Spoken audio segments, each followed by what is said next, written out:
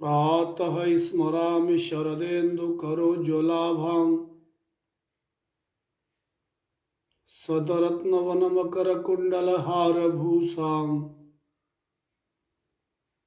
दिव्यायुधोर्जितसुनीलसहस्रहस्तां रक्तोत्पलावचरणां भगवतीं परेशां प्रातर्नमामि महिषासुरचण्डमुण्ड शुम्भासुरप्रमुखदैत्यविनाशदक्षां ब्रह्मेन्द्ररुद्रमुनिमोहनशीललीलां चण्डीं समस्तसुरमूर्तिमनेकरूपां प्रातर्भजामि भजतामभिलाषदात्रीं धात्रीं समस्तजगतां दुरितापहन्त्रीं संसारबन्धनविमोचनहेतुभूतां मायां परां समधिगम्य परस्य विष्णो तव च काकेलानाय स्तुतिरम्बिके सकलशब्दमयी किल ते तनुहा निखिलमूर्तिषु मे भवदन्वयो मनसि जासु वह्य प्रसरासु च इति विचिन्त्य शिवे शमिता शिवे जगति जातं यत्नवशादिदं स्तुति जपार्चन चिन्तन वरजिता न खलु काचन कालकलास्ति मे।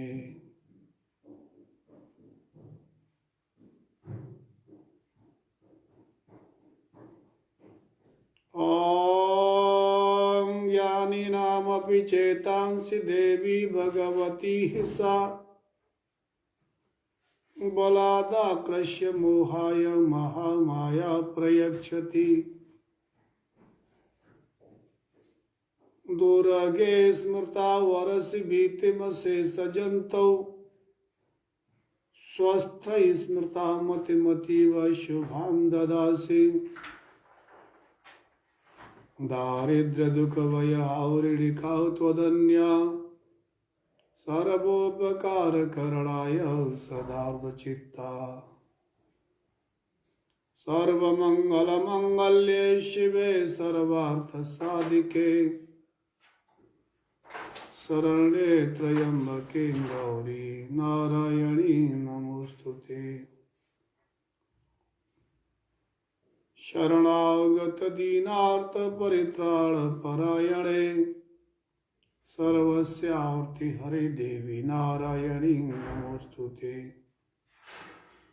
सर्वस्वरूपे सर्वेशे सर्वशक्ति समन्विते बाह्यव्यस्त्राहि नो देवी दुर्गे देवी नमोस्तुते। रोगान शेषान पवंसि तुष्टा हृष्टा तु कामान् सकलान् भीष्टान् त्वामाश्रितानां विपन्नराणां त्वामाश्रिता हि आश्रयतां प्रयान्ते। सर्वा बाधा प्रशमनं त्रैलोकस्य खलेश्वरी अयवमेव त्वया कार्यम् स्मदवैरिविनाशनम्। सप्त श्लोकी श्री गुरुदेव चरणार्पणमस्तु। ब्रह्मा मुरारी त्रिपुरान्तकारी भानु शशि भूमि सुत बुधश्च गुरु शुक्र शनिराहु केतव सर्वे ग्रह शांति करां भवन्तु। ओम नमः शिवाय गुरवे सच्चिदानंद मूर्तये निष्प्रपंचाय शांताय निरालंबाय तेजसे सूर्यानंदाय गुरवे शिष्य संसार हारिणे भक्त कार्यैकदेहाय नमस्ते चित सदात्मये। ओम सहना भवतु सहनौ भुनक्तु सह वीर्यं करवावहे तेजस्विनावधीतमस्तु मा विद्विषावहे। ओम शांति शांति शांति। ओम नमो भगवते अष्टावक्राय। ओम नमो भगवते अष्टावक्राय। ओम नमो भगवते अष्टावक्राय। श्रीमन्नारायण नारायण नारायण श्रीमन्नारायण नारायण नारायण श्रीमन्नारायण नारायण नारायण श्रीमन्नारायण नारायण नारायण श्रीमन्नारायण नारायण नारायण श्रीमन् नारायण नारायण नारायण।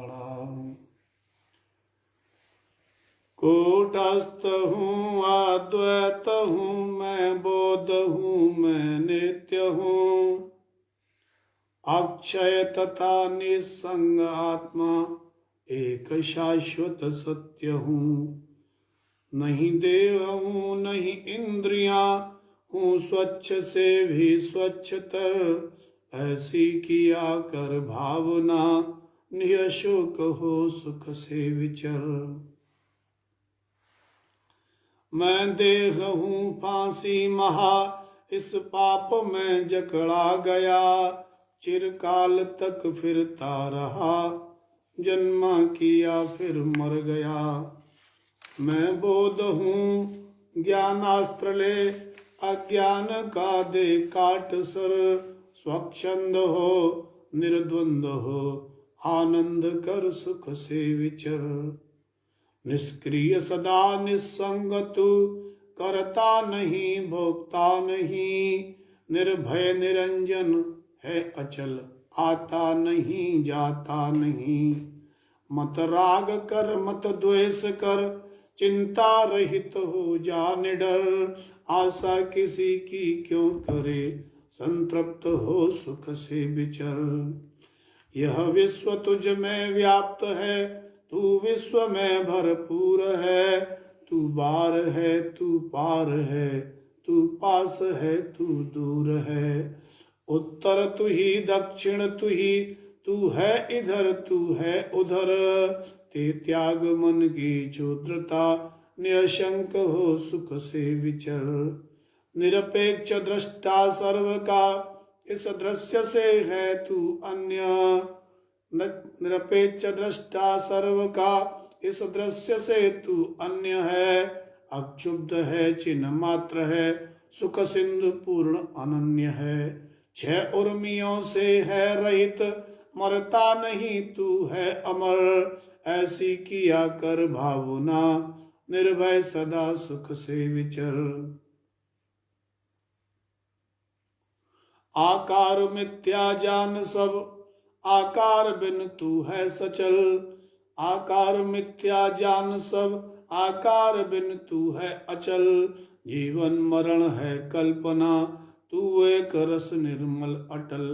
ज्यों जेवरी में सर्प त्यों अध्यस्त तुझ में चर अचर ऐसी किया कर भावना निश्चिंत हो सुख से विचर। दर्पण धरे जब सामने तब ग्राम उसमें भासता, दर्पण हटा लेते जभी यह ग्राम होता लापता। यो ग्राम दर्पण माही तुझ में विश्व क्यों आता नजर, संसार को मत देख निज को देख तू सुख से विचर।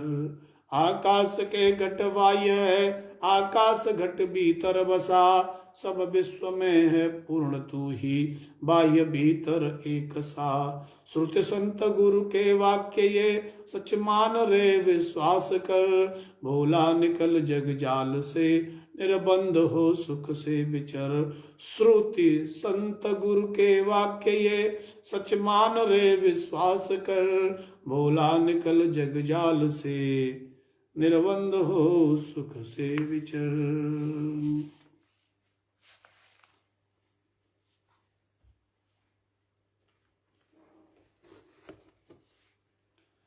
अष्टावक्र महागीता कौशिक संहिता पारायण अनुग्रह वर्षा का हेतु। प्रथम प्रकरण 15वां श्लोक। 13 जनवरी लोहिड़ी पर्व।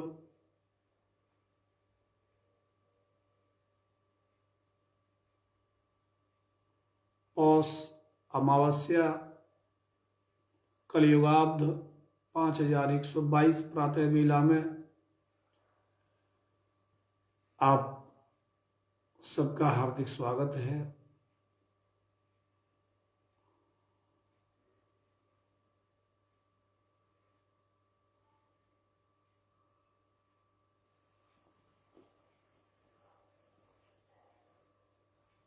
पंद्रहवां श्लोक।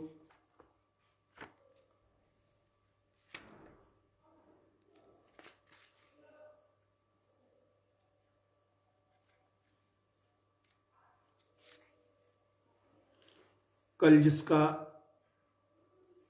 आरंभ हो गया था, निःसंगो निष्क्रियो अस्य त्वं त्वप्रकाशो निरंजनः, अयमेव हि ते बन्धः समाधिम अनुतिष्ठसि।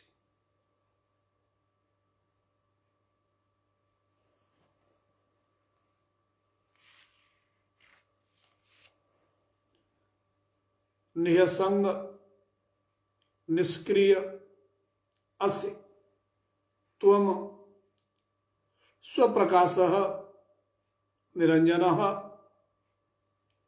अयम एव हि ते बन्धः समाधिम अनुतिष्ठसि। तू संशय रहित है,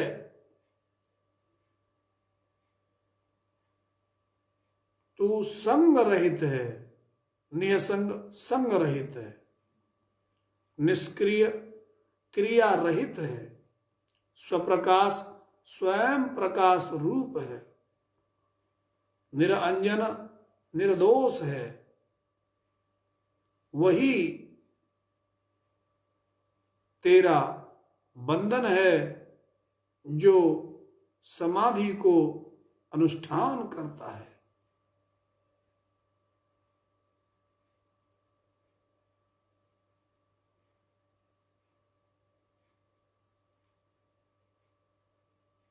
वेदांत दर्शन दृश्य में भी दृष्टा को जानने का दर्शन है। वेदांत की दृष्टि से भेद के आधार पर, भिन्नता के आधार पर, द्वैत के आधार पर, स्वयं की सीमितता के आधार पर शेष अन्य से संबंध भिन्न होकर के होता है।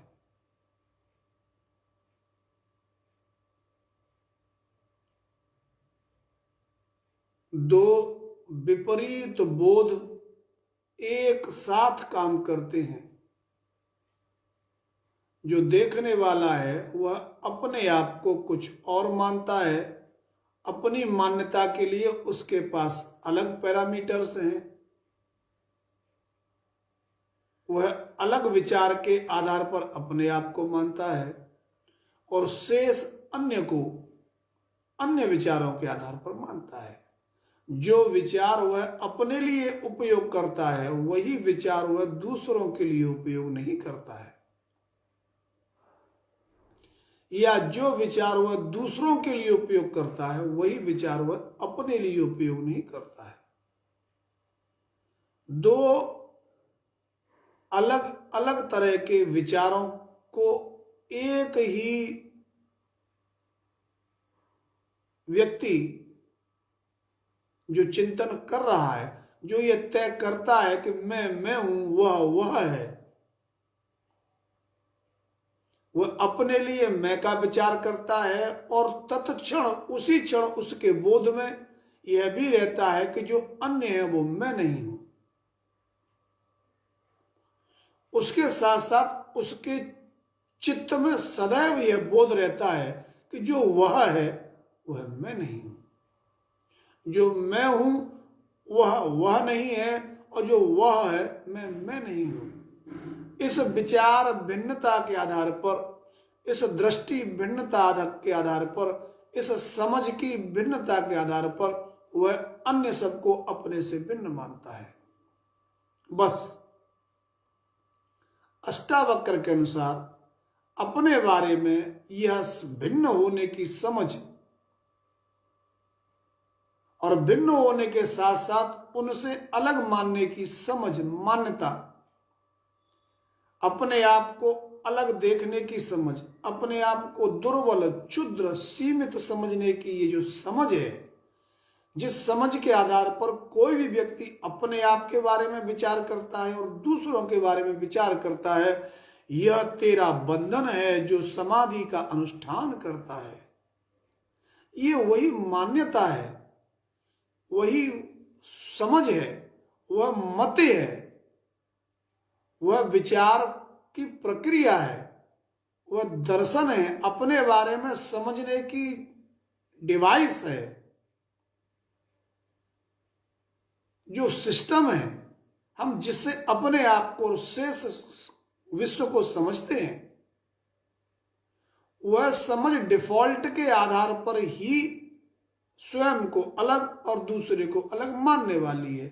जब तक इस प्रकार का विचार रहेगा, यह विचार वेदांत दर्शन के अनुसार, अष्टावक्र के अनुसार जनक को यह समझाया जा रहा है, तेरी यह मान्यता ही तेरे बंधन का कारण है, because you are not that. लेकिन तुम वो हो ही नहीं, जो नहीं हो वो अपने आप को मानते हो, और वैसा मानने के कारण तुमको ध्यान लगाने का, समाधि लगाने का, गुरुओं को ढूंढने का, शास्त्रों में सत्य को ढूंढने का, अन्य अन्य प्रकार के योग, पुरुष, महापुरुष, भगवान, अवतार, सिद्ध, इन सब के चक्कर में पड़ने का जो अज्ञान क्रम है वो जागृत हो जाता है। जैसे ही भेद जागृत हुआ, तुमने उस भेद को स्वीकार कर लिया और उस भेद को अपने चित्त पर डाल लिया, और उसके आधार पर दूसरों के चित्त को भी उसी दृष्टि से समझना शुरू किया, तो तुम्हारे अंदर बंधन पड़ गया, तुम बंधन में पड़ गए। बंधन में पड़ते ही तुम्हारी ड्युअलिटी, स्वयं को दृष्टा, दूसरों को दृश्य मान करके पूरे जगत में भ्रमात्मक रूप से घूमती रहेगी। अब जो बंधन नहीं है उसको स्वीकार करने से वह बंधन हो जाता है, और जिस विचार को स्वीकार करने से बंधन हुआ, उस बंधन के विचार के आधार पर ही स्वयं को जान करके उस बंधन से मुक्त होने की फिर अनवरत यात्रा शुरू हो जाती है।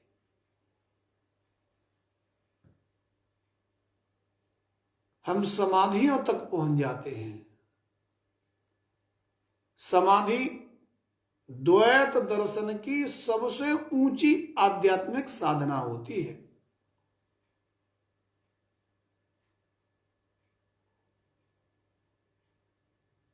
कपिल मुनि का सांख्य दर्शन, मुनि पतंजलि महर्षि पतंजलि का योग सूत्र, जिनकी विद्वानों के जगत में, योगियों के जगत में, साधकों के जगत में, संतों के जगत में बहुत मान्यता है।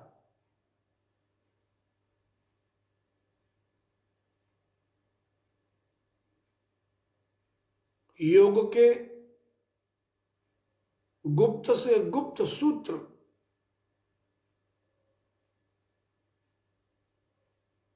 गुप्त से गुप्त स्थितियां,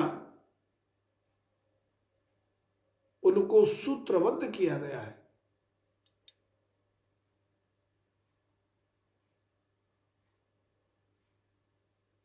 समाधिपाद, साधनपाद, विभूतिपाद, कैवल्यपाद, मोक्षपाद, 4 पैरों के द्वारा चित्त की वृत्ति का निरोध से लेकर के चित्त वृत्तियों के निरोध होने पर चित्त का चेतना के रूप में जागरण, चिति में समर्पण, ये वेदांत का आद्योपांत वर्णन है। अथ योगानुशासन से शुरू हुई यात्रा समाधिपाद की भिन्न भिन्न उच्चतम रहस्यों का अनावरण करती हुई चित्त की बनावट, मस्तिष्क की बनावट, अंतःकरण की सभी प्रकार की वृत्तियों के स्पंदन, उनके द्वारा उत्पन्न होने वाले कलेश, उनमें सहायता करने वाले सद्गुण इत्यादि इत्यादि का जो द्वैत के आधार पर मनुष्य जाति के बहुत बहुत बहुत उपयोगी हैं, उन सब का उन्होंने बहुत विस्तार से वर्णन किया गया है। एकदम सोपान क्रम में, बहुत व्यवस्थित, बहुत कम शब्दों में, मानो घटनाओं का केवल मर्म ही ग्रहण किया गया हो। जैसे जीवन का पूरा सार प्राण होता है, प्राण होने से ही जीवन होता है, प्राण नहीं हो तो कोई जीवन नहीं है। बाकी किसी के बारे में बात मत करिए, जीवन की मूल इकाई प्राण है मनुष्य के अस्तित्व में। यह ज्ञान, यह क्रिया, यह इच्छाएं, ये सब उसी के आधार पर स्पंदित होती हैं। प्राण है तो सब कुछ होगा, प्राण ही नहीं है तो कुछ भी नहीं हो। ज्ञानेंद्रियां नहीं हो चलेगा, कर्मेंद्रियां भी कुछ कुछ नहीं हो तो भी चलेगा, इच्छाएं नहीं हो तो भी जीवन चल जाएगा। बिल्कुल ब्रेनलेस आदमी हो, विचारहीन आदमी हो, बिल्कुल पागल हो, तब भी जीवन चल जाएगा। अंतःकरण की बाह्य करणों में किसी प्रकार की कमी है, ज्यादता है, तो जीवन चल जाएगा। लेकिन प्राण नहीं है तो जीवन नहीं चलेगा। उसी प्रकार से जीवन में मानसिक विकास, बौद्धिक विकास, अहम का विकास, इनकी विकृतियां, इनकी सुकृतियां, सद्गुण, इनसे इनमें चेतना के जुड़ने से जो बल प्राप्त होता है वो विभूतिपाद में उनका वर्णन किया गया है। और अंततः अनेक प्रकार की गहरी गहरी समाधियों के अनुष्ठान से धर्मवेद समाधि, ऋतंबरा प्रज्ञा इत्यादि इत्यादि से जो मोक्ष की प्राप्ति होती है, कैवल्य पद की प्राप्ति होती है, चित्त की वृत्तियों का पूरी तरह से शमन हो जाता है, सबसाइड हो जाती हैं वृत्तियां। उस अवस्था को केवली ज्ञान, कैवल्य कहा गया है। उसमें प्रवेश जब हो जाता है तो चित्त का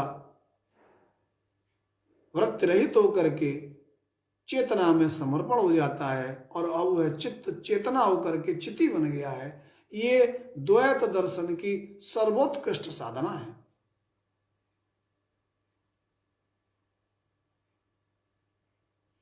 आप जब योग दर्शन के एक एक सूत्र को पढ़ेंगे तो बहुत आनंद आएगा, क्योंकि वे जीवन के बहुत निकट हैं। जीवन के निकट किसका? अष्टावक्र का प्रबोध जीवन के निकट नहीं है। जब तक मैं आपको सुना रहा हूं आपको अच्छा लग रहा होगा, हो सकता है इनका कुछ कुछ समीकरण आपके दिमाग में जम भी रहा होगा, लेकिन जैसे ही आप आंख खोल करके अपने बाह्य जगत में आएंगे, पूरी दुनिया को देखना शुरू करेंगे तो हमारा जो इनबिल्ट नेचर है, हम जिस 3 डायमेंशन के जीवन में रह रहे हैं वहां पर द्वैत ही प्रभावशाली है। आंखें खोलते ही जितनी भी चीजें दिखाई देंगी वो अपने आप से आपको भिन्न दिखाई देंगी, और बस चेतना विचार की अद्वैतता को जो ध्यान में कभी कभी उपलब्ध हो जाती है, जैसे ही नीचे उतरती है शरीर से आते ही बाह्य जगत में जाती है, द्वैत ही द्वैत दिखाई देता है। मैं मुझसे भिन्न सब कुछ, मेरे पिता मुझसे भिन्न है, माता पुत्र पुत्री सभी संबंध सभी क्रियाएं भिन्नता के आधार पर ही होती है। बड़ों का आदर करिए, छोटों से स्नेह करिए, अपने मित्रों का सम्मान करिए, आचार्य अतिथियों की सेवा करिए, मनुष्य बनिए, शिक्षा प्राप्त करिए, इत्यादि इत्यादि। धन बल, जन बल, तप बल, गुरु बल इत्यादि इत्यादि बलों को इकट्ठा करिए। ये सब द्वैत की क्रीड़ा है। अष्टावक्र में से किसी को स्वीकार करने के लिए तैयार नहीं है। वो ये कहते हैं इनको इसी रूप में स्वीकार करना ही तो बंधन है। ये तुम जैसे इनको समझते हो ये वैसे नहीं है। तुम इनको बंधन की दृष्टि से स्वीकार करते हो, इसीलिए ये बंधन है। तुम इनको मुक्ति के बोध से, मुक्ति के अभिमान से सोचिए। तुम जो हो पहले उसको समझो। तुम क्या हो? तू संग रहित है। अब आप बताइए कि आपके जीवन में जितने भी संबंध हैं, गुरु और शिष्य का संबंध, भाई भाई का संबंध, माता पिता का संबंध, आपसे आपके बहन का संबंध, रिश्तेदार का संबंध, मित्र का संबंध, ये संग है या निसंग है? कि आपके किसी भी संबंध में निसंगता है? नहीं है। जब निसंग, तू निसंग है लेकिन तू इनसे संग रखता है। निसंग होते हुए भी तू सबके साथ अपना संग साथ सानिध्य रखता है, और उस संग साथ सानिध्य के अभाव में तू अपने आप को बहुत परेशान, अकेला, डिप्रेस्ड महसूस करता है, त्यागा हुआ महसूस करता है। जैसे जैसे लोग तुझे त्यागते चले जाते हैं या तू उनको अपने द्वैत के संकल्प से क्रोध बस, अभिमान बस उनका त्याग करता है, तो तेरे अंदर एक प्रकार की बेचैनी, रिक्तता, शुष्कता, कड़ापन, खुश्की ये आना शुरू हो जाती है। फ्लेक्सिबिलिटी खत्म हो जाती है, क्योंकि संग रहित है और तू अपने आप को संग में, ये बंधन है। संग रहित होने के आधार पर भी संग को ढूंढना, क्रिया रहित होने के आधार पर भी सुबह से लेकर के शाम तक स्वप्न में भी, गहरी नींद की अवस्था में भी भिन्न भिन्न प्रकार की क्रियाएं करते रहना, स्वयं प्रकाश स्वरूप है। जैसे सूर्य प्रकाश का स्रोत है, उसी प्रकार से तू अपने प्रकाश का, स्वयं का प्रकाश रूप है, लेकिन तू सदैव दूसरों के प्रकाश से अपने आप को प्रकाशित होता हुआ मानता है। मेरे ऊपर स्वामी समर्थ की बड़ी कृपा है, मेरे ऊपर भगवान नित्यानंद की बहुत कृपा है, शिरडी के साईं बाबा की मुझ पर बहुत कृपा है। दूसरों के प्रकाश को अपना संरक्षक मानता है, दूसरों के प्रकाश से स्वयं को प्रकाशित मानता है, स्वयं प्रकाश को भूल जाता है। ये तेरा बंधन है। निर्दोष भी है, निरंजनम निह अंजन,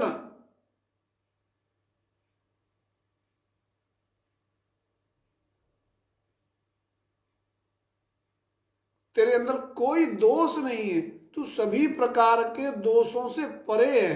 कोई दोष तुझ तक पहुंच ही नहीं सकता। वह दोष डाइल्यूट होकर के एलिमिनेट हो जाएगा। प्रकृति का कोई भी गुण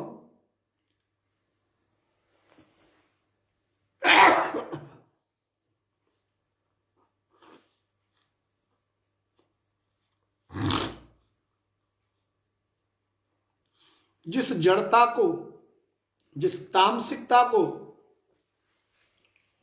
तुम अपने अंदर महसूस करते हो, जिस चंचलता को, रजस को तुम अपने अंदर महसूस करते हो, जिस करुणा को, दया को, अच्छे भावों को तुम अपने अंदर महसूस करते हो, ये सब दोष हैं। तुम्हारा पूरा जीवन किसी को अच्छा जानने में, किसी को बुरा जानने में निकल जाता है। अनेक प्रकार की कहानियां, घटनाएं, सूत्र बना लिए हैं। मरने के बाद जिस व्यक्ति की प्रशंसा होती है वो अच्छा आदमी है, मरने के बाद जिसे गालियां लगती हैं वो बुरा आदमी है, जिसके लिए दुआएं निकलती हैं वो अच्छा आदमी है, जिसके लिए बद्दुआएं निकलती हैं वो बुरा आदमी है। ये सब द्वैत के आधार पर, स्वयं को दोषी मानने के आधार पर है। एक व्यक्ति दोषी है, बुरा है, एक व्यक्ति दोषी नहीं है, अच्छा है। ये सब बंधन के विचार हैं। इस बंधन से निकलने के लिए तू बहुत सारे अनुष्ठान करता है। समाधिम अनुतिष्ठसि, क्या क्या अनुष्ठान करता है? समाधि उनमें सबसे ऊंचा अनुष्ठान है। मानव जाति, पूरी की पूरी मानव जाति इस उच्चतम अनुष्ठान को नहीं कर रही है।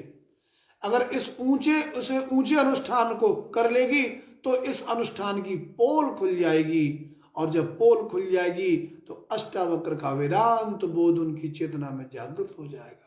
अभी बहुत आकर्षण है। मैं क्रिया योग कर रहा हूं, मैं सिद्ध योग कर रहा हूं, मैं सिद्ध महायोग कर रहा हूं, मैं सुरति शब्द योग कर रहा हूं, मैं सहज योग कर रहा हूं, मेरा ध्यान अक्रिय ध्यान है, मैं विहंगम ध्यान करता हूं, मैं ओशो की तमाम थेरेपीज करता हूं, मैं ये करता हूं, मैं वो करता हूं, वो ज्ञान बहुत श्रेष्ठ है, वो गुरु बहुत अच्छा है, महाअवतार बाबा जी, ओ हो, उनकी तो कहना ही क्या है।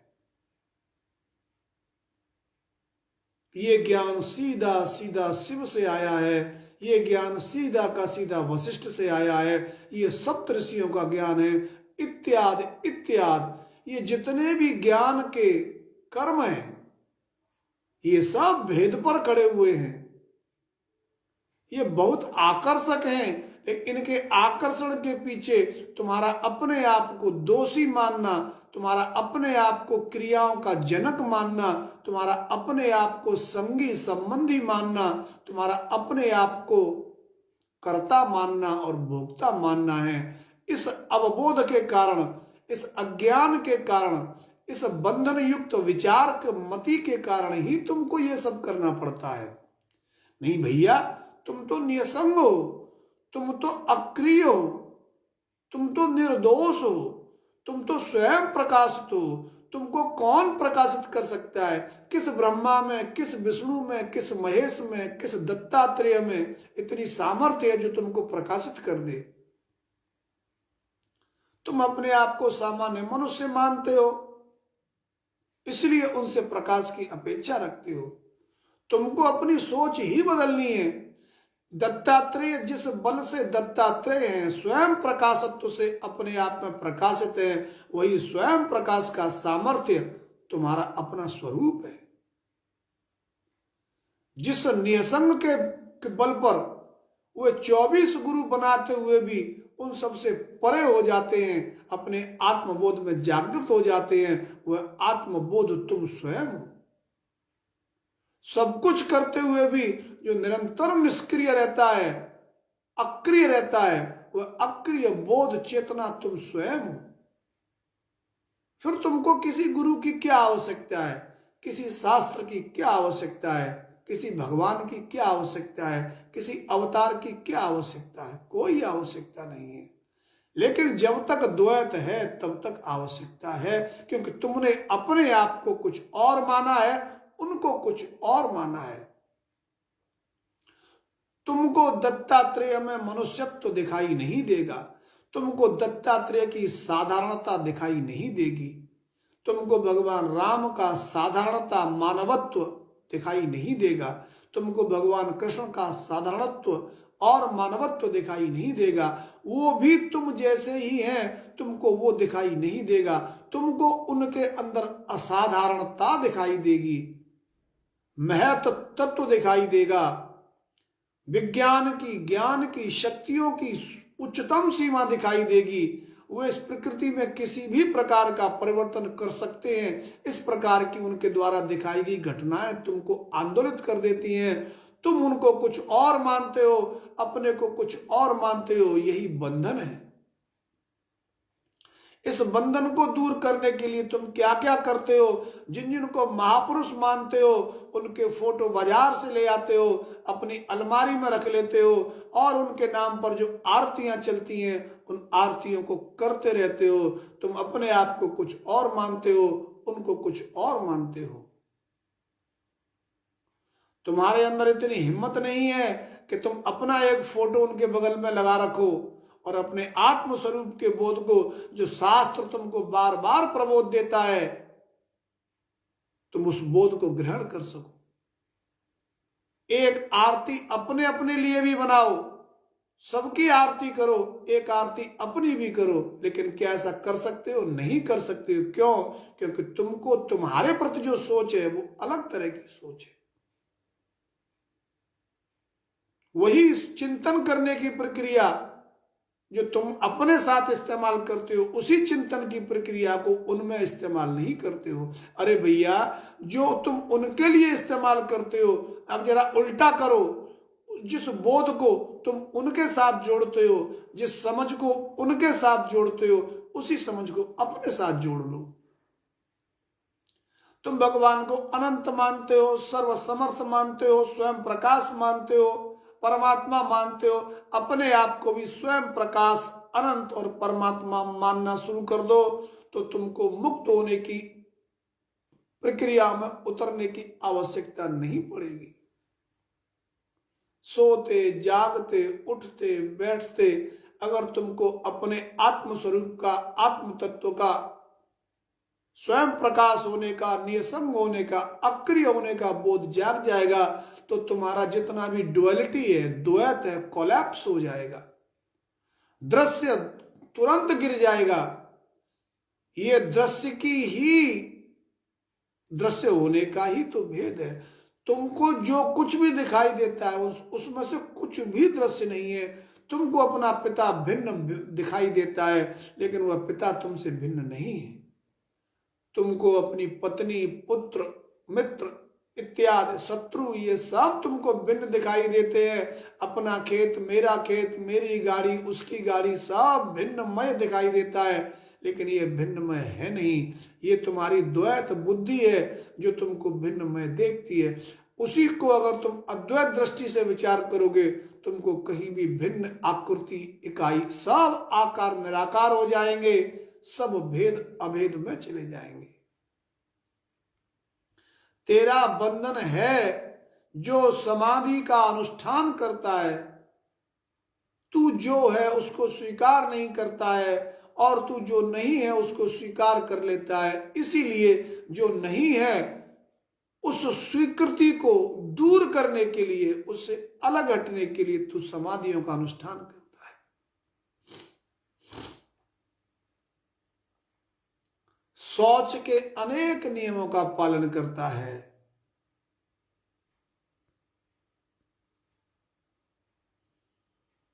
समाधि अष्टांग योग पतंजलि दर्शन के 8 भागों का सबसे ऊंचा 8वां तत्व है, अंग है, लिंब है। इसीलिए उसका नाम अष्टांग योग है। ये द्वैतवादी योग है। हमको अपने निकट क्यों दिखाई पड़ता है? क्योंकि हमारी चेतना द्वैतवादी है। इसीलिए हमको वह बड़ा रोमांचित करता है। पहला उसका सूत्र है अथ योगानुशासन। अगर तुमको योग करना है तो उसका बहुत सारा डिसिप्लिन है, अनुशासन है।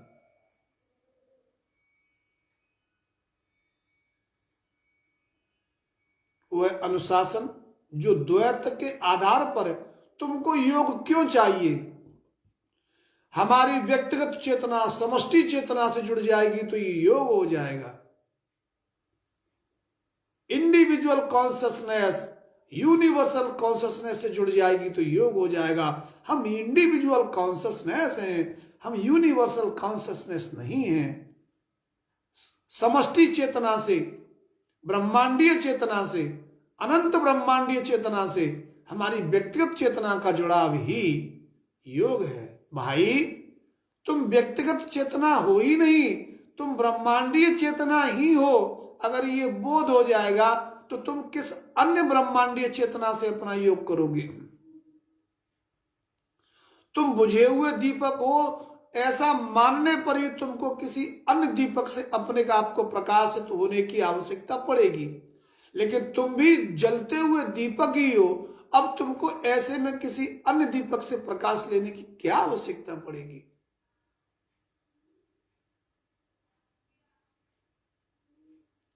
लेकिन हमको तो ये सब दिखाई ही नहीं देता है। हमको क्यों दिखाई नहीं देता है?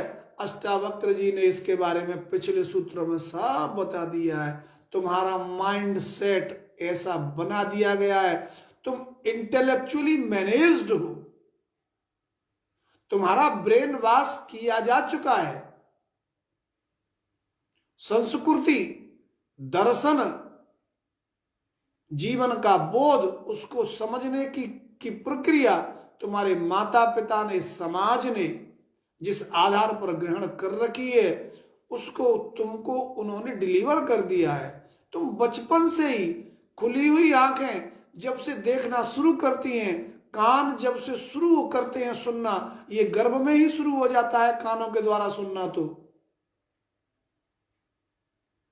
जब से तुम इस जगत के स्पंदनों को सुन रहे हो, उनमें जो भी विचार तैर रहे हैं वे अद्वैत के विचार नहीं है, वे तुमको बहुत ऊंचा बताने वाले विचार नहीं है, वे तुमको बहुत ही निम्न, क्षुद्र, सीमित बनाने वाले विचार हैं। नहीं बेटा तू ये नहीं है, नहीं तू ये नहीं है, तू केवल इतना ही है, उससे आगे नहीं है। नहीं बेटा, नहीं नहीं नहीं, ये तेरे पापा नहीं है, मैं ही तेरा पापा हूं। फिर ये कौन है? ये अंकल जी हैं। नहीं नहीं, ये तेरी मम्मी नहीं है बेटा, तेरी मम्मी तो मैं हूं, ये तेरी आंटी लगती है।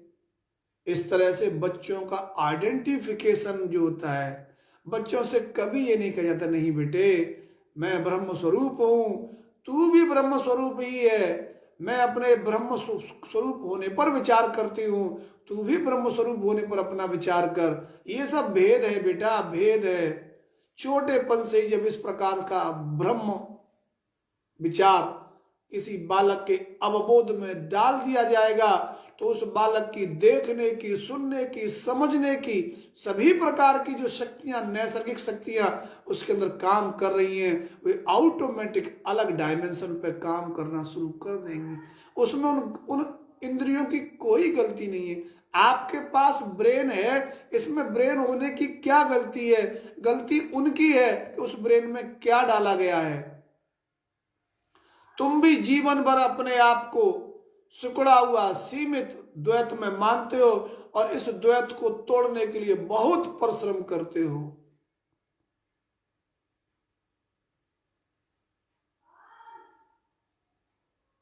अष्टावक्र कहते हैं कि इस बंधन को तोड़ने के लिए तू जितना अनुष्ठान करता है, ये सभी अनुष्ठान ही बंधन है। ईश्वर के दर्शन करना इस प्रकार का विचार ही बंधन का विचार है, क्योंकि मेरे अलावा कोई ईश्वर है ही नहीं। जो किसी ईश्वर के दर्शन का विचार करता है, अगर सचमुच वही ईश्वर निकला तो वह किस ईश्वर के दर्शन करने के लिए जाएगा? क्या जहां भी वह जाएगा उसको वहां पर ईश्वर ही दिखाई देगा? नहीं दिखाई देगा। जो स्वयं के ईश्वरत्व में नहीं जागा है उसको ही बाहर आकृतियों में, स्थानों में, महिमाओं में, घटनाओं में ईश्वर दिखाई देता है। जो आत्मस्वरूप में जाग गया उस व्यक्ति को किसी एक ही विशेष स्थान पर, एक ही विशेष देश में, किसी एक ही काल में जन्मे और मरे और विशेष प्रकार की लीलाएं करते हुए अपने जीवन को बिताने वाले किसी भी व्यक्ति को, व्यक्तित्व को ईश्वर मानने की आवश्यकता नहीं पड़ेगी। अपनी महिमा में नहीं जागे हैं तो इन सब की आवश्यकता पड़ेगी, फिर ये आपके लिए सहायक बन सकते हैं।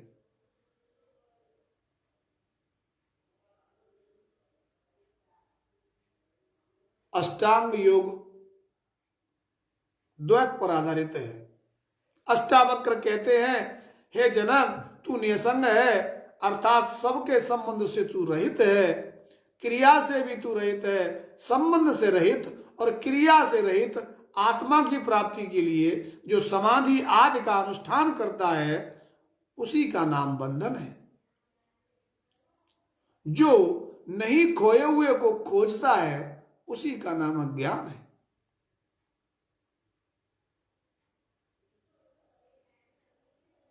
एक व्यक्ति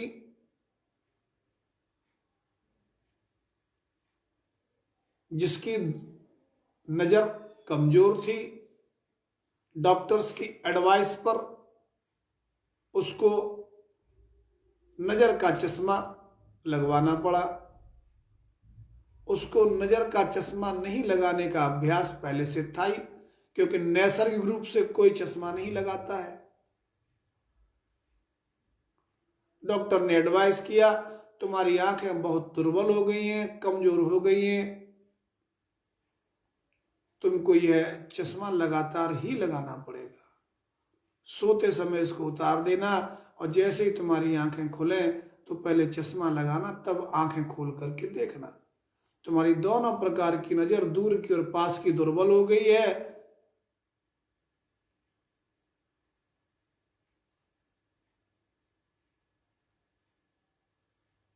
हमेशा चश्मा लगा करके रखना। वह व्यक्ति चश्मा बनवा करके आता है,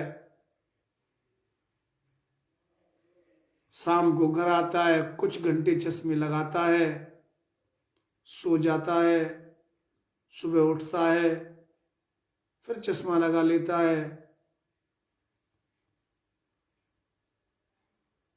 क्योंकि उसको चश्मा लगाने का अभ्यास नहीं था, चश्मा लगाने के बाद भी वो यह भूल जाता है कि उसने चश्मा लगा लिया है। अब वो अपने चश्मे को ढूंढ रहा है, इधर खोजता है, उधर खोजता है। पत्नी पूछती है, क्या ढूंढ रहे हो? कुछ नहीं, बस कुछ नहीं। पुत्र पूछते हैं, क्या ढूंढ रहे हो पापा? कुछ नहीं। बेटी पूछती है, पापा क्या खो गया है? हमें बताइए, आप वैसे भी भूल जाते हो, हम आपकी हेल्प कर देंगे। वो अपना खोजता रहता है, खोजता रहता है। कुछ घंटों तक खोजा, सब जगह देखा, जहां जहां देख सकता था वहां देखा, झुंझला गया। कितना आलसी हूं मैं अपने चश्मे को भी ढंग से नहीं रख सकता। डॉक्टर ने मुझे एडवाइस किया है कि मुझे चश्मा लगाना ही लगाना है। अब वह दुखी होकर के अपनी पत्नी के पास जाता है, पत्नी से पूछता है, अरे यार मुझे एक बात बताओ, मैं कल चश्मा बनवा करके लाया हूं, डॉक्टर ने मुझसे चश्मा पहनने के लिए कह दिया है, तो मुझे बताओ मेरा चश्मा कहाँ है? क्या तुमने मेरा चश्मा देखा है? पत्नी हंसने लगती है, अपने बच्चों को बुलाती है, आओ बच्चों, आओ बच्चों। सब बच्चे आते हैं, देखो तुम्हारे पापा चश्मा भूल गए हैं रख के कहीं। ये कितने आलसी हैं, ये हमेशा से भुलक्कड़ हैं, हर चीज भूल जाते हैं। देखो कल ही चश्मा लेकर के आए, ये चश्मा भूल गए, ऐसा कह करके वो हंसने लगी। पुत्र पुत्रियां भी हंसने लगे, बोले तुम सब लोग क्यों हंस रहे हो? अरे पापा, तब तक एक बच्चा जल्दबाज था, बोल गया, अरे पापा तुम चश्मा खुद पहने हो, क्यों उसको ढूंढ रहे हो? ऐसा क्या? हाँ ऐसा ही है। तब उसका हाथ अपनी आंखों की तरफ जाता है, चश्मे को ढूंढ स्पर्श कर लेता है। क्या वह बंधन में पड़ा था? क्या वह मुक्त हुआ? जैसे बंधन भ्रम है, जैसे मुक्त होना भी भ्रम है। चश्मा तो उसके पास ऑलरेडी है ही, फिर भी वह उसको नहीं ढूंढ रहा है, वह उसकी सहायता से ही सब कुछ कर रहा है, लेकिन फिर भी उसकी अपनी जो पहले से जो उसका माइंड सेट था, जो पहले से उसकी हैबिट थी, आदत थी, अभी वह उस आदत से बाहर निकल रहा है। चश्मा लगाने का अभ्यास कर रहा है, फिर भी उसके अंदर चश्मा लगाने की जड़ता या चश्मा नहीं लगाया है, ऐसा ही उसको समझ में आ सकता है। यह दृष्टि भेद है, समझ भेद है, बुद्धि भेद है, यही द्वैत है। हमारे पास अद्वैत रूपी दृष्टि है, हमारे पास अद्वैत रूपी समझ नेचुरल है, इनहरेंट है, हमारे अंदर छुपी हुई है, हमारी उस तरफ नजर नहीं जा रही है। हम अपने लगाए हुए उस चश्मे को स्पर्श नहीं कर पा रहे हैं। हम सब जगह ढूंढ रहे हैं, समाधियों में जाकर के सिर पटक रहे हैं। शिरडी के साईं बाबा की इतनी लंबी लाइन लगती है, सब जगह जाके दौड़ लगा रहे हैं, भाग रहे हैं। क्यों? हम उनसे पूछते हैं हमारा चश्मा कहाँ है, मेरा आत्मस्वरूप कहाँ है, मेरा ईश्वरीय स्वरूप कहाँ पर छुपा हुआ है। कभी कभी हम ऐसा मानते भी नहीं है। हम अपने आप को संसार से अलग मानते हैं, इसीलिए उनके पास है शिरडी के साईं बाबा, मैं तुमको 101 रुपए का ये करूंगा, वो करूंगा, दर्शन करूंगा तुम्हारे, मेरा ये काम बन जाए, मेरा वो काम बन जाए, मेरा ये हो जाए, मेरा वो हो जाए। इस प्रकार से हम जो नहीं है उसको पुष्ट करने में लगे रहते हैं। पूरा जीवन निकल जाता है जो सत्य नहीं है उसको सत्य मानने में।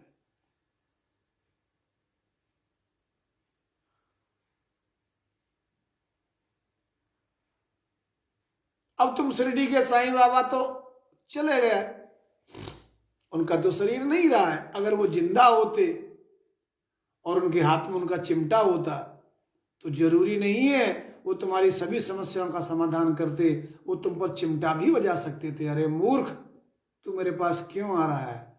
You are also the source of this eternal bliss. तुम जिस चीज को मुझसे मांगने के लिए आ रहे हो वो उन समस्त शक्तियों का तुम स्वयं केंद्र हो।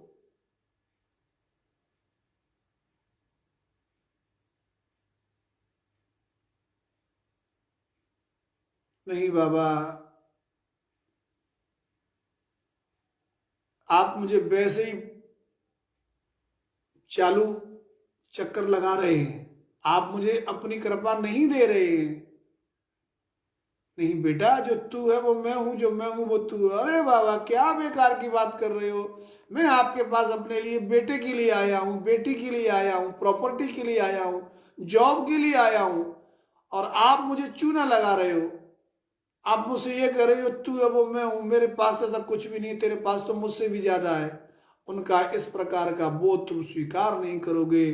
तुम जिन स्थूल जड़ वस्तुओं से चिपके हुए हो, अपने द्वैत भाव को और मजबूत और गहरा करने के लिए तुम उनसे उन्हीं चीजों की मान्यता मांग करते हो जो चीजें तुम्हारे को अपने स्वरूप में जागने के लिए विरोधी हैं। साईं बाबा समझ जाते हैं कि ये तो द्वैत के चक्कर में गहरा पड़ा हुआ है। ठीक है बेटा, तेरी इच्छा पूरी हो जाएगी, लेकिन तुझे मेरे पास ये करना पड़ेगा, ये करना पड़ेगा, उसको ऐसे कर, उसको ऐसे कर, एकादशी का व्रत रख, या कुछ मत कर, तू मेरे पास या मेरी समाधि पर आता रहे, या मैं जिंदा हूं तो मेरी द्वारका माई में आता रहे। धुनी के लिए कुछ लकड़ियां ले आना जा। इतना कह दिया, तुम्हारा द्वैत भाव पुष्ट हो गया। हाँ, बाबा ने तो मुझसे लकड़ियां लाने के लिए कह दिया है, अब तो मेरा काम बन गया। तुम दौड़ करके जाओगे, लकड़ियां इकट्ठी करोगे, बाबा के पास पहुंचाओगे, दर्शन करोगे, पूर्णिमा का दर्शन करोगे, एकादशी का दर्शन करोगे, बाबा कहेगा तो व्रत भी करोगे, बाबा कहेगा तो सिर के बल उल्टे भी हो जाओगे, बाबा कहेगा तो पेड़ पर उल्टे लटक जाओगे, बाबा कहेगा तो कुछ भी कर सकते हो जो तुम्हारी समझ में तुमको आ जाएगा। लेकिन बाबा जानता है कि अज्ञान में फंसा हुआ जीव चक्कर काट रहा है। ऐसा करने से तुम बाबा के पास जाओगे, तुम्हारी इच्छा तुम्हारे ही संघर्ष से, तुम्हारे ही तप से, तुम्हारी अतृप्तता के कारण तुम्हारी शक्तियों का हल्का सा जागरण कर देगी। हो सकता है बाबा का डायमेंशन भी उसमें हेल्प कर दे, तुम्हारी वो इच्छा पूरी हो जाएगी। अब तुम जीवन भर बाबा के भक्त बन जाओगे। मैं तो बाबा का भक्त हूँ, मेरे जीवन की सभी समस्याएं बाबा ही दूर करता है। जब भी कोई संकट आता है मैं उस तरफ ही भाग करके जाता हूँ और मेरे संकट को दूर कर देता है। शिरडी का साईं बाबा तुमको देखते ही अपना सिर पकड़ के रोता है। ये मूर्ख नित्य निरंतर द्वैत में फंस रहा है, भौतिक जड़ वस्तुओं की उपलब्धियों के लिए मेरे पास आता है। ये मेरे पास आकर के आत्मज्ञान भी ले सकता है, ये मेरे पास आकर के समाधि का अनुष्ठान भी कर सकता है, ये मेरे पास आकर के ध्यान करना भी सीख सकता है, ये मेरे पास आकर के मंत्र जप भी करना सीख सकता है, ये मेरे पास आकर के अपनी अंतर शक्ति कुंडलिनी को जगा सकता है। ये निसंग अक्रिय और निरंजन होने की प्रक्रिया में को शुरू कर सकता है। ये भी द्वैत ही है। मैं सैकड़ों जन्मों की, हजार जन्मों की यात्रा करके चेतना के जिस स्तर पर पहुंचा हूं, मैं अभी भी इसको तुरंत इसी जीवन में उस बोध को दे सकता हूं। लेकिन ये मेरे पास पूरे मूर्खों का जमावाड़ा लगा हुआ है। ये सब मुझे भगवान बताते हैं, अनंत कोटि ब्रह्मांड नायक के नाम का मेरा डोल पीटते हैं। ये अनंत कोटि ब्रह्मांड नायक होने की सामर्थ्य सबके अंदर छुपी हुई है। ये मैं जिस चीज को जान गया हूं ये भी उस चीज को जान सकते हैं, लेकिन ये द्वैत के कारण मुझे महान बताते हैं, अपने आप को क्षुद्र बताते हैं। यही इनके बंधन का और कष्ट का कारण है। ये जिन चीजों का समाधान ढूंढने के लिए मेरे पास आते हैं, ये उनमें से किसी प्रकार की समस्या में ही नहीं पड़ेंगे।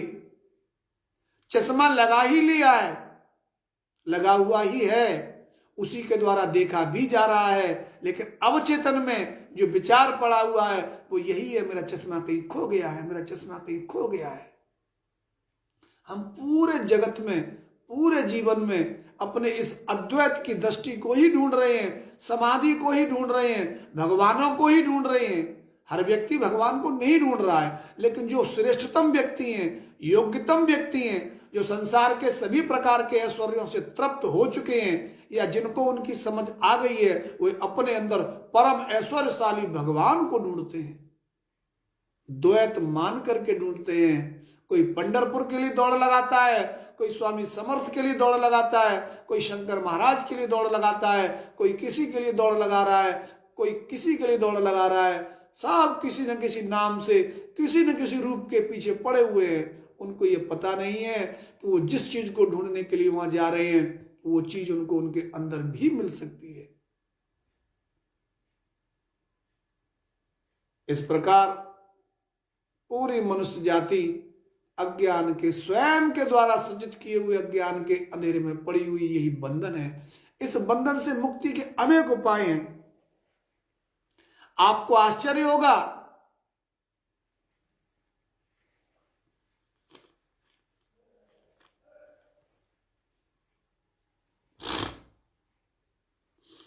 इस शरीर में आकर के आपको जो भोजन की आवश्यकता होती है, आपको जिन जिन चीजों से भय लगता है, आपको नींद की आवश्यकता होती है, यह नैसर्गिक आवश्यकताएं प्रकृति के नियमों के विरुद्ध चलेंगे, किसी प्रकार की दुर्घटना हो जाएगी तो आपके अंदर रोग आ ही जाएंगे।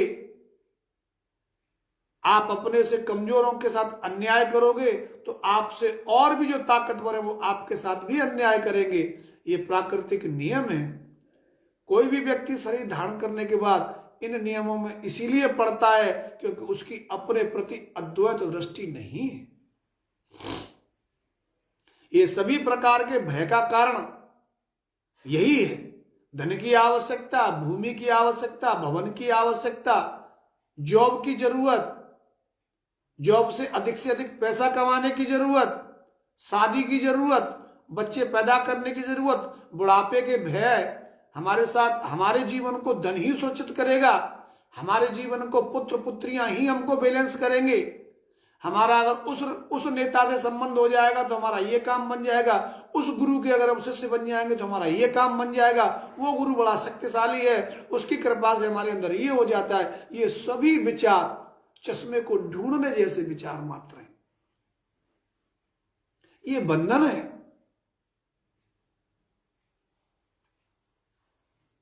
अगर बेटा, अगर तू ढंग से पढ़ लेगा, तेरा स्कोर 90+ चला जाएगा और तू ऐसे ही पढ़ता रहेगा 2 4 5 साल, तो तेरी लाइफ बन जाएगी। अरे भैया, जो लाइफ नित्य निरंतर हमारे शरीर में बह रही है, उस लाइफ का किसी भी संबंध से, किसी भी क्रिया से, किसी भी प्रकार के दोष से कोई संबंध नहीं है। तुम्हारे शरीर में प्राण है, यही जीवन है। तुम शिक्षित हो, ये जीवन नहीं है।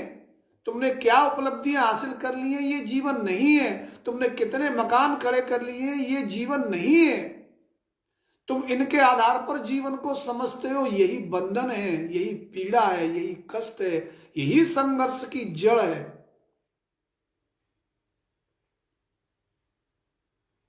जीवन जन्म लेने से लेकर के मृत्यु के अंतिम क्षण तक तुम्हारे पास रहता ही रहता है।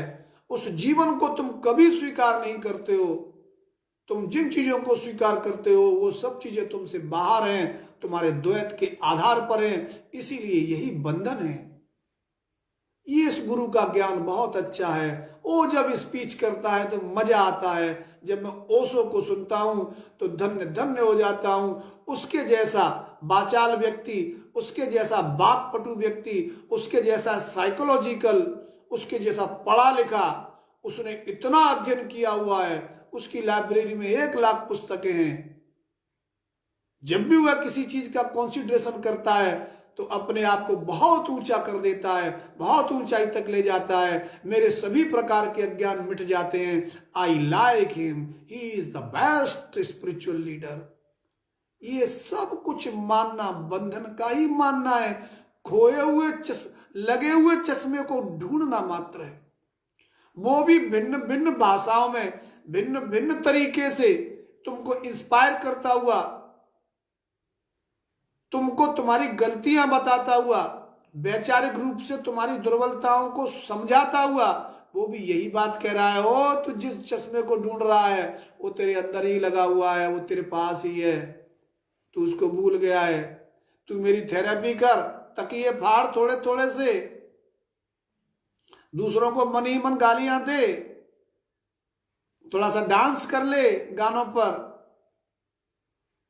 थोड़ा सा नृत्य कर, थोड़ा सा झूम ले, ये सब काम कर। ये सब काम करते हुए तुमको बड़ा I feel excited, I feel pleasant, I feel happy, oh I feel blessed.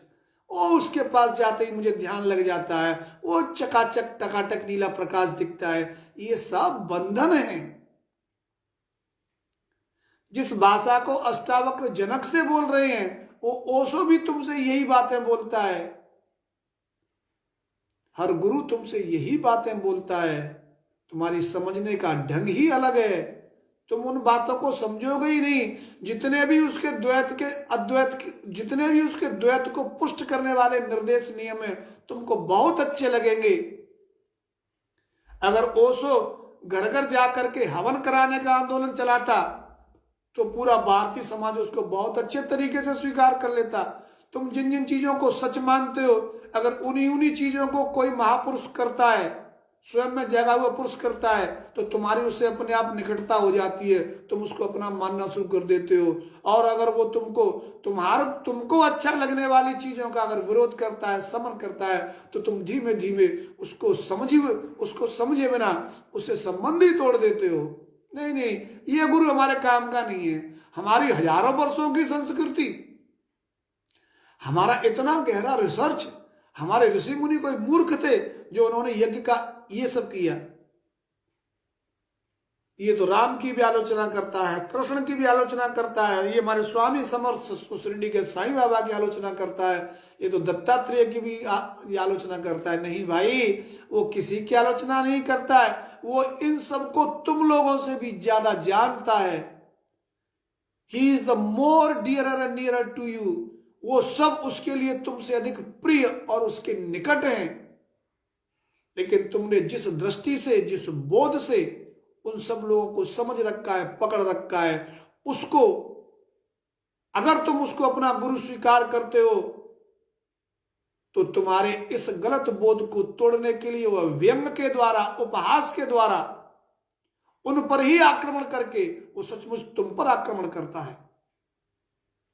तुम्हारी चेतना में उनके प्रति जो गलत संबंध बन गया है उसको तोड़ने के लिए वह अनेक प्रकार के निषेधात्मक, अच्छे नहीं लगने वाले उपायों को भी इस्तेमाल करता है। और ऐसा करते ही तुम्हारा बंधन और गहरा हो जाता है। तुम उस जगाने वाले को ही मारना शुरू कर देते हो। ओ तू मुझे क्यों जगा रहा है मेरी बेहोशी से।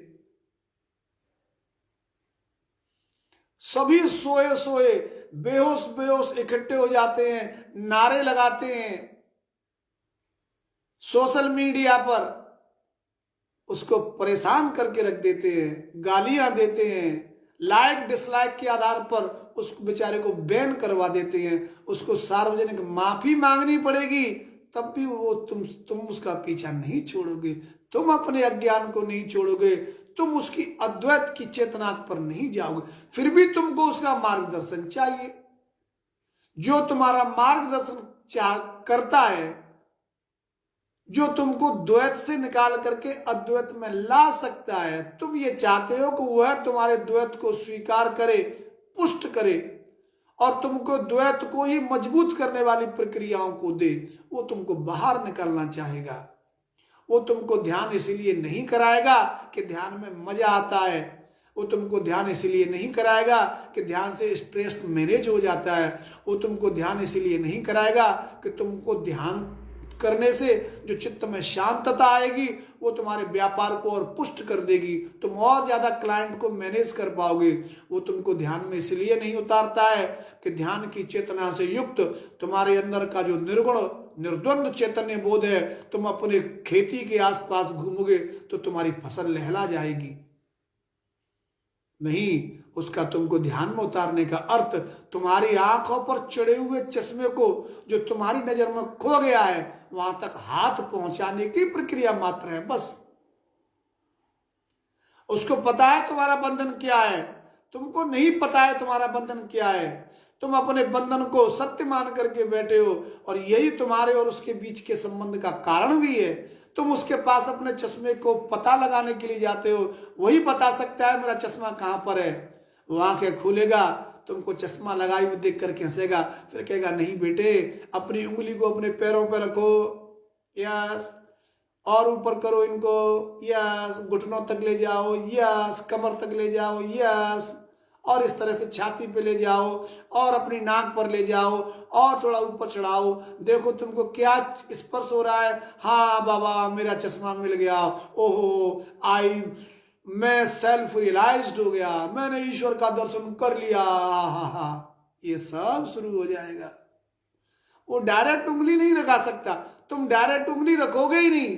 तुम उसे बहुत चालाक हो, अरे हमको पागल बनाता है क्या, डायरेक्ट उंगली रखवा रहा है। हमको पता है मेरे पास पैर भी हैं, क्या इनके बारे में मुझे कुछ नहीं बताएगा? नहीं गुरुजी, नो नो नो नो, मुझे पता है ईश्वर को प्राप्त करने का मार्ग पतंजलि योग दर्शन से जाता है। आप सबसे पहले मुझे यम और नियमों के बारे में बताइए। और जो गुरु यम और नियम के बारे में नहीं बता रहा है, ये तो कच्चा गुरु है, मार्केटिंग कर रहा है, ये कुछ भी नहीं जानता है। ये हमको सीधे ध्यान समाधि में प्रवेश करा रहा है, ये बहुत धंधेबाज है। नहीं, ये कोई गुरु नहीं है, ये कोई गुरु नहीं है। गुरु कौन है? जो तुमसे कहे झूठ मत बोलो, तुम्हारी पूरी जिंदगी निकल जाएगी, तुम झूठ छोड़ ही नहीं पाओगे। वो गुरु तुमको अच्छा लगेगा जो मंच पर आकर के तुमको उपदेश देता है, अरे सब बच्चों संकल्प लो, तुम कल से सिगरेट नहीं पियोगे, संकल्प लो, तुम मांसाहार छोड़ दोगे।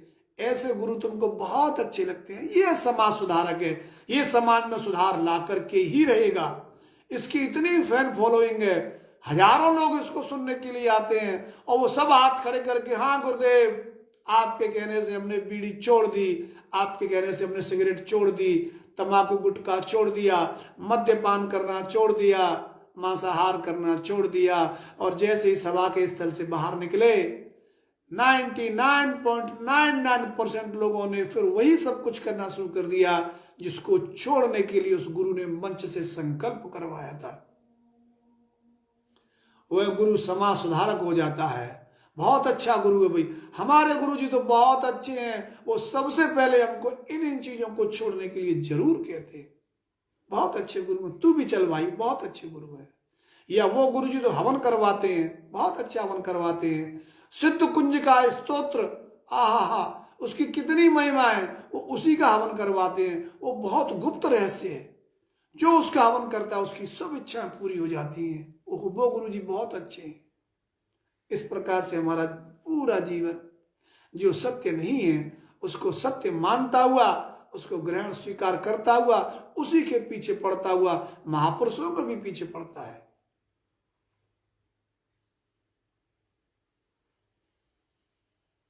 ये बंधन है। क्या बंधन है? अहिंसा, सत्यास्तेय, ब्रह्मचर्य, अपरिग्रह, इन पांचों प्रकार के यमों का पालन करना। शौच, संतोष, तप, स्वाध्याय, ईश्वर प्रधान नियम, ये पांचों नियमों का पालन करना। स्थिर सुखम आसनम, स्थिर पूर्वक, सुखपूर्वक रीढ़ की हड्डी को सीधा करके बैठना। ऐसे निर्देश आपको बहुत अच्छे लगते हैं। नहीं बेटा, संतोष करो, हैव ए पेशेंस, आपको रियलाइजेशन आएगा। डोंट वरी, डोंट वरी, आएगा, जरूर आएगा। बस करते रहो, जो आपको मंत्र दिया है उसको करते रहो, करते रहो। जो आपको अनुभव हो रहे हैं उनको और तेज करो, और तेज करो। ओहो, साक्षी बनो उनके। नहीं बाबा जी, मैं कभी कभी साक्षी बन पाता हूं, ज्यादातर साक्षी नहीं बन पाता हूं, हो नहीं पाता बाबा, पता नहीं क्या है। नहीं बेटा, और करो, और गहरे हो जाओ, थोड़ा चित्त का निर्मलीकरण करो, थोड़ा चित्त शुद्ध हो जाएगा। उस पर संस्कारों की गंदगी पड़ी हुई है, संस्कार हटना शुरू हो जाएंगे तो धीमे धीमे तुम्हारा हो जाएगा। तुमको कांटे से कांटा निकलना बड़ा अच्छा लगता है। आहा, ये मेरे जो अनुभव है, ये सभी मेरे चित्त पर पड़े हुए संस्कार हैं। मेरे गुरु ने मुझे बोध दिया है, ऐसा बोध कोई गुरु नहीं देता है। मेरा गुरु बड़ा महान है, हर अनुभवों का साक्षी होना मुझे सिखा रहा है। ओहो, बहुत अच्छा, बहुत अच्छा, बहुत अच्छा। मेरा गुरु तो मेरा गुरु है।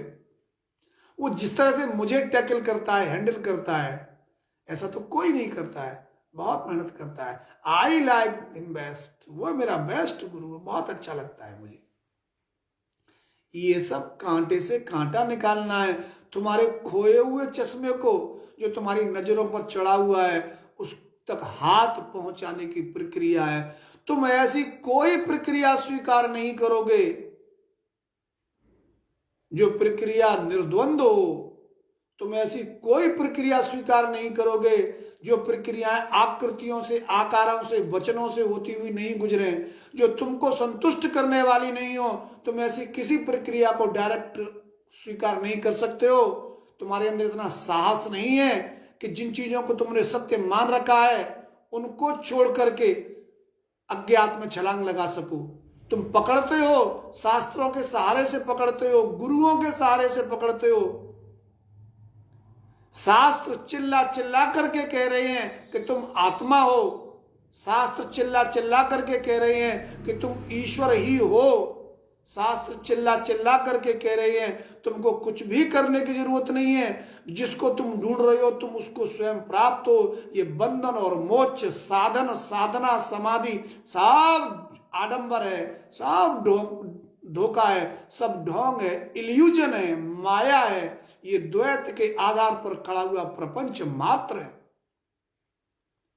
अगर ऐसा नहीं होता तो अष्टावक्र यहां पर ये नहीं कहते कि ये तेरा बंधन है जो समाधि का अनुष्ठान करता है।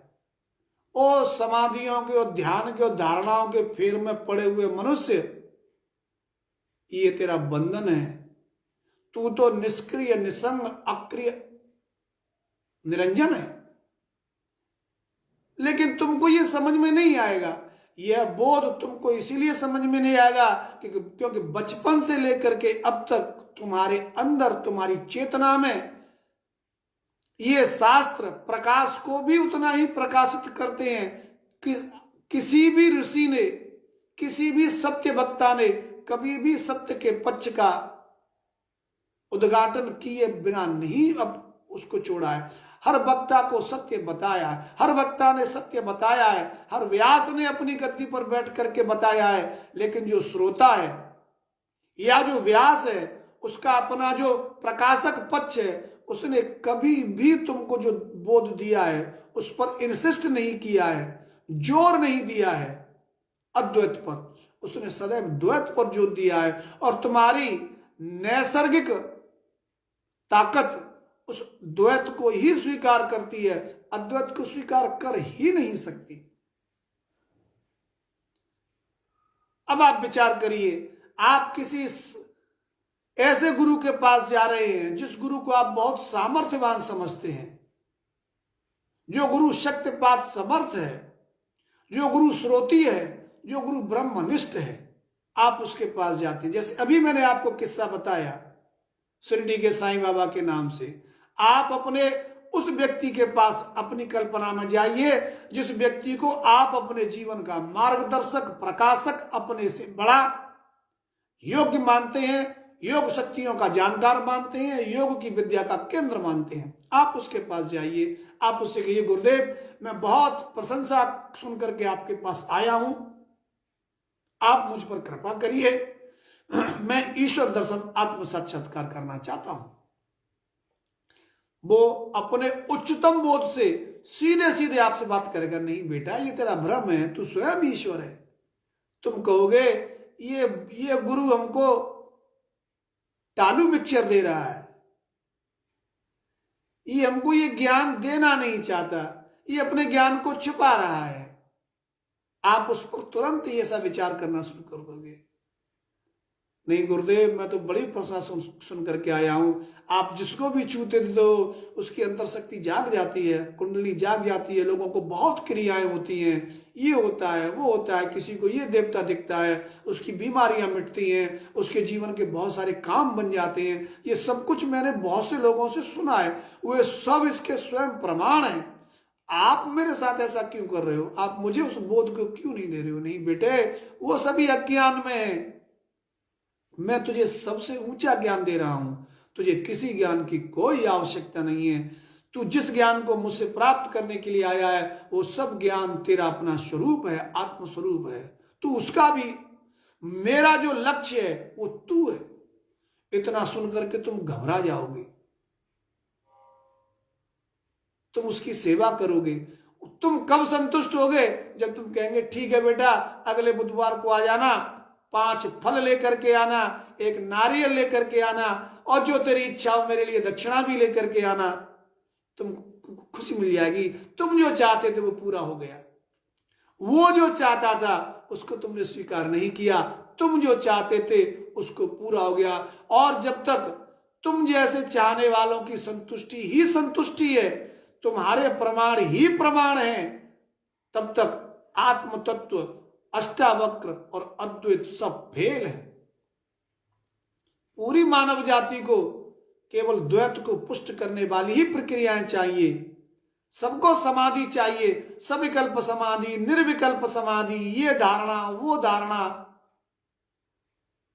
प्रत्याहार सबको चाहिए, सबको प्राणायाम चाहिए, सबको आसन चाहिए, इतना सब कुछ चाहिए, क्योंकि इनका महत्व आपके द्वैतवादी चेतना में फंसा हुआ है, भरा हुआ है। यही बंधन है। अष्टावक्र ने जनक को उसकी जो उपलब्ध मान्यताएं थी, जिन शास्त्रों का उसने अध्ययन कर रखा था, वो योग के जिस मार्ग का विश्लेषण अपने दिमाग में शास्त्रों के आधार पर करता था, व्यक्तिगत चेतना का ईश्वरी चेतना से योग हो जाना ही योग है।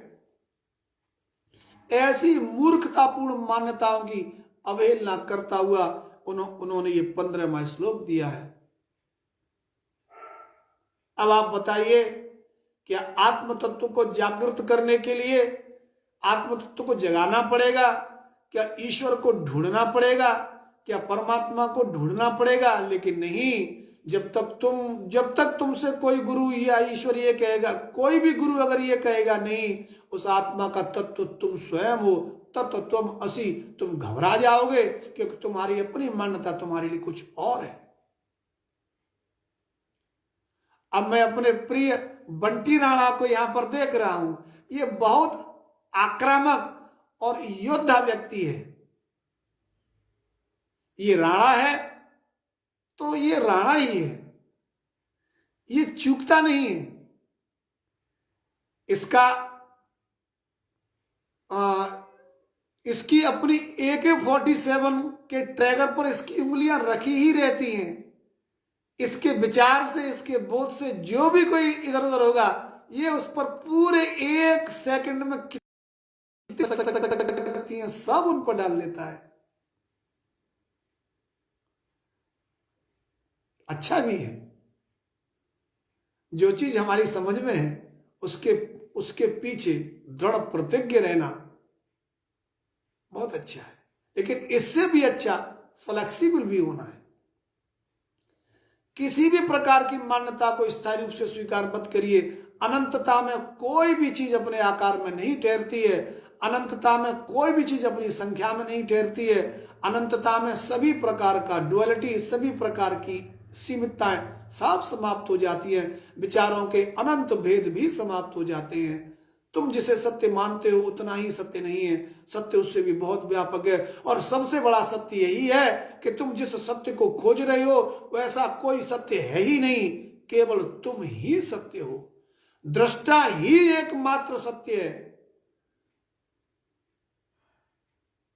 जब तक इस शरीर में प्राण स्पंदित हैं, बस जीवन का वही सत्य है। तुम्हारे शरीर में प्राण हैं, भूख लग रही है, भोजन मिल रहा है, ये सब बाहर के प्रबंधन मात्र है। आज इतना ही। अष्टावक्र गीता मूल रूप से वेदांत दर्शन की बात करती है। वेदांत दर्शन का केंद्र ही सर्वव्यापक केंद्र है। वेदांत में कहीं परिधि नहीं है, केंद्र ही सर्वव्यापक है। द्वैत के दर्शन में केंद्र अलग होता है, परिधि अलग होती है। मैं अपना केंद्र हूं, तुम मेरी परिधि हो, तुम अपने केंद्र हो, मैं तुम्हारी परिधि हूं। मनुष्य मात्र अब उसका केंद्र है और हर दूसरा मनुष्य उसकी परिधि है।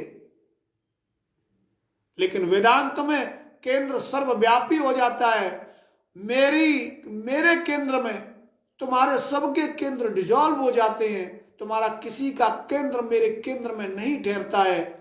तुम अलग नहीं हो, मेरे ही व्यापकता में तुम्हारी सबकी व्यापकता छुपी हुई है। इस सृष्टि में जितना भी भेद है वो सब मेरे अभेद के आधार पर नष्ट हो जाता है। एकमात्र मैं ही मैं हूं।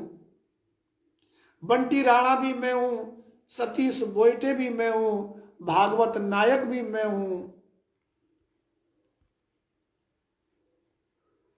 दत्तात्रेय यादव भी मैं ही हूं, रंजीत निम्बालकर भी मैं ही हूं, गोकुल यादव भी मैं ही हूं, RC भाई रे भी मैं ही हूं, विक्रम यादव भी मैं ही हूं, अक्षय गोफने भी मैं हूं,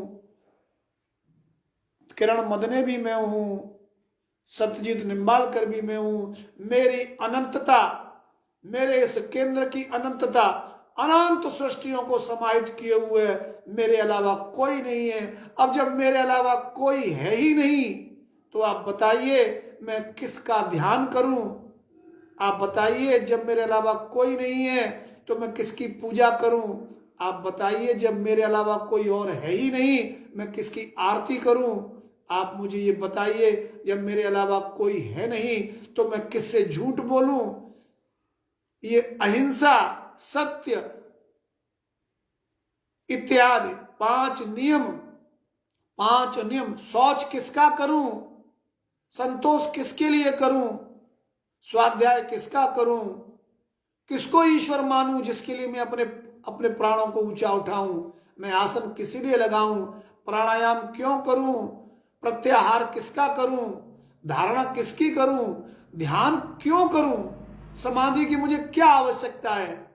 जो खो गया है वो कभी खोया ही नहीं, जो नित्य निरंतर उपलब्ध है। अगर मैं उस बोध में जागा हूं तो वेदांत के इस उद्घोष को पचाना बहुत मुश्किल है।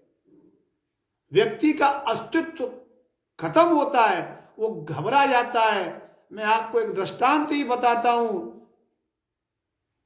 कि हमने सभी ने तोता बन करके अपने आश्रय को पकड़ लिया है, हम उल्टे लटके हुए हैं।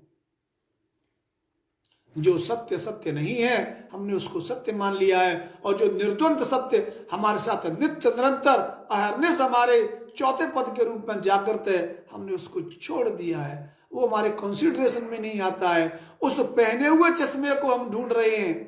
हाँ, हम समाधि लगा रहे हैं, सविकल्प समाधि लगा रहे हैं, निर्विकल्प समाधियों में ढूंढ रहे हैं। और रामकृष्ण परमहंस तोतापुरी ने निर्विकल्प समाधि में लगा दिया।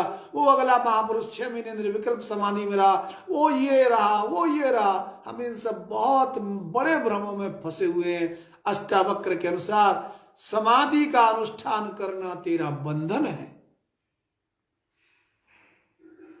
आप इस बंधन से बाहर निकलिए, लेकिन इस बंधन से बाहर निकलना बहुत मुश्किल है। जिसको तुमने स्वयं पकड़ लिया है उसको तुम ही छोड़ोगे, लेकिन कब छोड़ोगे? द्वैत के आधार पर छोड़ने के लिए तुमको गुरु बनाना पड़ेगा, उससे दीक्षा लेनी पड़ेगी। वो जो तुमको पागल बनाने के लिए जो मंत्र देगा, वो तुम उस मंत्र का बड़ी निष्ठा पूर्वक अनुष्ठान करोगे, बड़े खुश हो करके अनुष्ठान करोगे। तुमको ही अपने अंतर जगत में, तुम्हारे अंदर, तुम्हारे जन्म जन्मांतर से इस भेद बुद्धि के कारण तुमने जो संस्कार जो जोड़ रखे हैं, इकट्ठे कर रखे हैं, तुमने हजारों लाखों जीवन जिसको जोड़ने में लगाया, अब उसको पता नहीं कितने जीवन को बाहर निकालने में लगा दोगे। अगर कोई तुमसे ये कहेगा भैया ऐसा जोड़ा ही क्यों, जिसको बाहर निकालना पड़े, तो तुम्हारी ये बात समझ में नहीं आएगी। जन्म जन्मांतरों से जोड़ने की प्रक्रिया के उससे तुम बेहोश हो, इसीलिए इस बार भी जोड़ना ही तुमको सीखना पड़ेगा। जोड़ने से ही तुमको निष्कासन की प्रक्रिया शुरू हो जाएगी। अब तुम क्या जोड़ोगे? अब तुम गुरु से अपना संबंध जोड़ोगे, उससे दीक्षा ले लोगे, उसके मंत्र से अपना संबंध जोड़ोगे, 20 मिनट सुबह 20 मिनट शाम ध्यान से अपने आप को जोड़ोगे, उन क्रियाओं से जोड़ोगे, अनुभवों से जोड़ोगे, फिर उनका साक्षी होने से जोड़ोगे, फिर गुरु की आज्ञा में रत रहने से सीखोगे, सेवा करना सीखोगे, ध्यान करने का मन बना ही रहेगा। कभी कभी सेवा करने से घबराहट होगी, पता नहीं मैं ध्यान नहीं कर पा रहा हूँ, कहीं ऐसा नहीं हो ये जो मेरा सामने गुरु बैठा है ये मुझे ठक करके ही ले जाए, अपना काम बना करके ले जाए और मुझे उल्टा लटका जाए, मुझे कुछ भी उपलब्ध नहीं हो और ये मेरे माध्यम से अपने पूरे महाराष्ट्र में अपना नाम फैला लेगा, पैसा इकट्ठा कर लेगा, ये पैसे वाला हो जाएगा, मैं ऐसा का ऐसा ही हो जाऊंगा। इस तरह के विचार तुम्हारे अंदर चलते ही रहेंगे, लेकिन इनसे घबराना मत। ये सब द्वैत के विचार हैं, ये अद्वैत के विचार नहीं है। कोई भी समर्थ गुरु जिसने अपने जीवन में अद्वैत का अनुभव कर लिया है, तुमको द्वैत में पड़े रहने से बहुत बेचैन होता है। अगर तुम उसके निकट हो, उसको अपना गुरु मानते हो, उससे प्रेम करते हो, तो वो तुम्हारी इस व्यवस्था से वो असहज हो जाता है, वो तुमको अनेक प्रकार से बोध देगा। लेकिन तुम अपनी गति से ही इस गंदगी में पड़े हो, अपनी गति से ही इस गंदगी से बाहर निकलोगे। अगर तुमको थोड़ी सी एक्स्ट्रा गति चाहिए तो तुमको उस गुरु के अद्वैत को स्वीकार करना पड़ेगा, जो तुमको किसी एक जगह पर टिकने नहीं देगा, तुमको ध्यान के आकर्षण में फंसने नहीं देगा, तुमको ध्यान के अनुभवों के आकर्षण में फंसने नहीं देगा, क्रियाओं की विलक्षणता में फंसने नहीं देगा, सेवा में भी फंसने नहीं देगा, ध्यान में भी फंसने नहीं देगा, सबको भेद मानने में भी नहीं फंसने देगा और मूर्खतापूर्ण अभेदों में भी नहीं फंसने देगा। वो तुमको सबसे बाहर निकालेगा। यही उसका काम है। यह करना ही अनुग्रह शक्ति है, यही अनुग्रह की वर्षा है, जिसको तुम विचारों के माध्यम से, ध्यान के माध्यम से नित्य निरंतर ग्रहण कर रहे हो।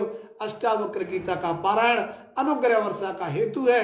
अगर तुम इन निर्द्वंद बातों में आक्रामकता भी आ जाती है, तुम उनको सहन करो, स्वीकार करो, अपने द्वैत को समझो, द्वैत से बाहर निकलो, तो तुमको किसी भी प्रकार के अनुष्ठान की कोई आवश्यकता नहीं है। गुरुदेव तुम जो कुछ कहते हो वो सब मेरी समझ में आ गया है, अब मैं केवल आपकी बात मानूंगा, मुझे इस ध्यान की अब कोई आवश्यकता नहीं है, मैं अपना पूरी ताकत से सेवा में उतर जाऊंगा। सेवा में उतरते ही आपके अंदर ध्यान न करने का भय जागृत होना शुरू हो जाएगा। निर्द्वंद सेवा में उतरते ही आपसे जो जो कुछ छूट रहा है वो सब आपको पकड़ना शुरू कर देगा। फिर एक नई यात्रा शुरू होगी। ये यात्रा ध्यान में नहीं होगी, ये यात्रा ध्यान को छोड़ने से ही होगी। इसीलिए जब भी महात्मा बुद्ध कहते हैं विपස්සना को भी छोड़ना पड़ेगा, बुद्ध को भी छोड़ना पड़ेगा, जब ओशो कहता है ध्यान को भी छोड़ना पड़ेगा, जब जिद्दू कृष्णमूर्ति कहता है कि ध्यान करो लेकिन ध्यान को भी छोड़ना पड़ेगा, जब सत्यानंद यही कहता है कि ध्यान भी करो लेकिन ध्यान को छोड़ना भी पड़ेगा, तो इसका अर्थ यही है तुम्हारा जिन जिन चीजों में बहुत महत्व है वो सब महत्व तुम्हारी इस निम्नतम चेतना के कारण है। ये सभी महत्व अपने आप खो जाएंगे। आज इतना ही। आप सब लोगों का हार्दिक आभार। सबके लिए मंगल कामनाएं, सबके लिए प्रेम। ओम नमः शिवाय, ओम नमः शिवाय, ओम नमः शिवाय। अभी ये 15वां श्लोक चल रहा है, कल थोड़ा सा और चलेगा। कल हम 16वें के बारे में बात करेंगे। 14वें श्लोक से अष्टावक्र और जनक एक दूसरे के बहुत नजदीक आ गए हैं। अष्टावक्र की आक्रामकता तेज हो गई है। वो जनक को जितने भी चीजों से अपने भीतर फंसा हुआ है, अष्टावक्र की अंतर्दृष्टि सीधे जनक के हृदय को भेद रही है, उसके अंदर पड़े हुए विचारों को टटोल रही है और नकारात्मक विचारों की नकारात्मकता को जगा रही है, उस पर आक्रमण कर रही है, उसको आइडेंटिफाई कर रही है। इसलिए कल का प्रवचन, आज का प्रवचन और दिनों के प्रवचन से ज्यादा आक्रामक भी है। ओम ओम ओम।